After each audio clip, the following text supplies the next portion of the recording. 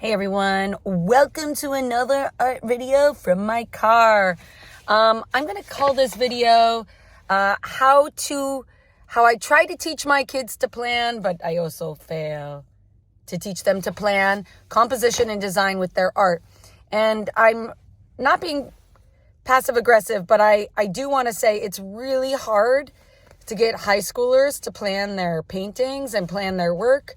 So by just acknowledging and naming that students don't always do thumbnails and drafts, maybe that will motivate kids to do it more. So here's a draft I did for my Animo Voices piece this morning. I know it doesn't look like a lot, right? But I made some discoveries and I made some notes, and I'm going to talk through that process now.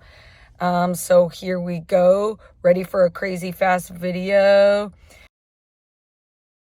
Last class, we talked about using Edgar Payne's compositional maps to kind of plan our work, right? And I gave you the time in class to go ahead, explore having an even amount of visual weight and a path for an eye. Then we looked at some amazing AP artwork, and here's a reference photo that I would like to incorporate, and another one that I discovered I think it would be fun. So creating visual juxtaposition. Can I put these two paintings together? I made a mood board. Do not skip making a mood board, because that's where all of the ideas are going to come in. I tried to do this without a mood board and I didn't.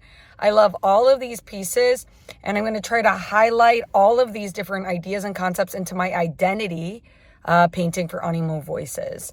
But I'm focusing on the scream, because oh my gosh, that is a landscape of conflict, and we want to have conflict in our work. So the assignment today is, can you do a quick sketch of a figure that's living inside of a landscape of conflict? So here's my main reference. I'm also working off of my mood board, making adjustments, and oh my gosh, I realized I'm going to do a vertical composition this year. So I'm starting to sketch the figure right away. Drawing fundamentals, you really should be thinking in shapes and proportion at first and just kind of mapping out where everything goes. I realized I was working a little too big, so I made some adjustments. Now, this looks totally messy, right? I'm drawing myself, but I'm actually thinking in value shapes. Where are the lights, mediums, and darks in this giant painting going to be? And where is that bright yellow light going to be, which is going to be my light value? I'm also thinking about like movement. I want to have kind of an O, with some up and down visual movement. And I'm getting in the like feet and stuff right there. And then I have this other like hilarious Freddy Krueger statue like looming over me. I thought in the foreground could represent like my immediate like battles with internal conflicts, but I'm kind of turning away from it, and I'm sort of like, yes, I have tragedy and trauma and all of that, but I'm just going to turn away, and I'm going to have my way and be okay. So kind of making this statement of having in the background, I'm thinking total beauty, right? So foreground, I have those shadows. I really like the shadows and the contrast behind the figure in the foreground. So I'm going to keep those. That's why I love this photo.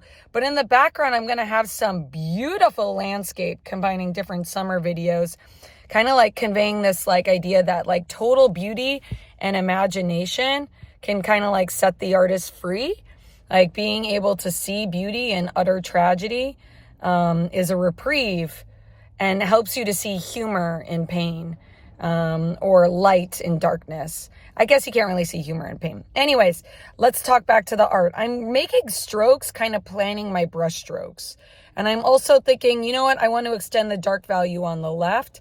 And I'm asking myself this question: where is my darkest dark?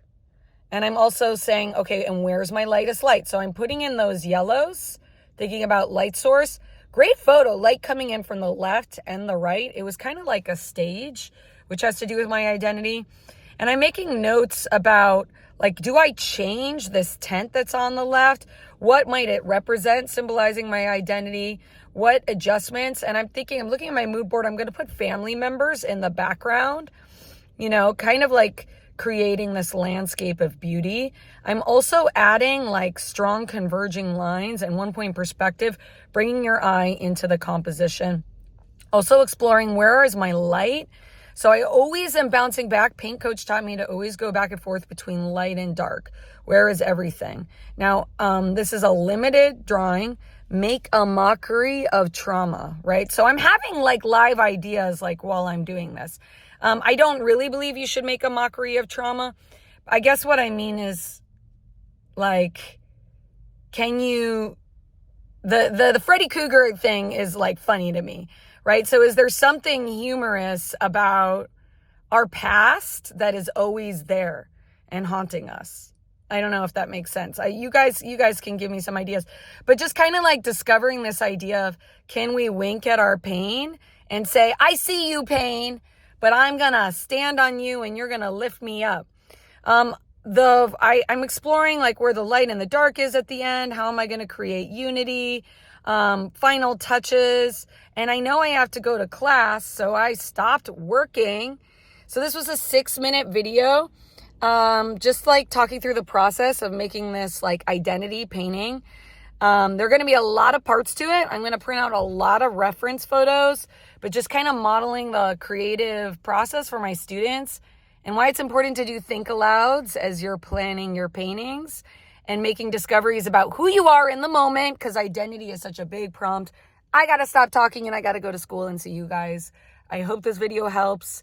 Now the assignment is to draw a landscape filled with conflict. Use what you learned about color and value in class today.